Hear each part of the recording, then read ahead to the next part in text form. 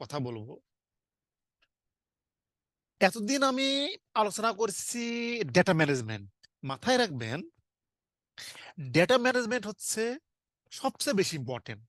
আপনি যদি ভালোভাবে ডেটা ম্যানেজ করতে পারেন, তার অ্যানালাইসিস খুব সহজ। দেখুন আমি কিভাবে বেসড অন দ্য গাইডলাইন আমি কিছু দরকারি ভেরিয়েবল তৈরি করি। এটা হচ্ছে সবচেয়ে দরকারি variable. Wait, cluster and strata, এগুলো আমাদের মানে সবসময় কাজে লাগবে। কারণ ন্যাশনাল রিপ্রেজেন্টেটিভটা আমাদের ওয়েট অ্যাডজাস্ট করতে হয়, ক্লাস্টার অ্যাডজাস্ট করতে হয়, স্ট্যাটা অ্যাডজাস্ট করতে হয়। তো আমি আমার দরকারি ভেরিয়েবল গুলো আমি এভাবে তৈরি করে নিয়েছি। আপনারা এর আগের ভিডিওগুলো দেখে নেবেন।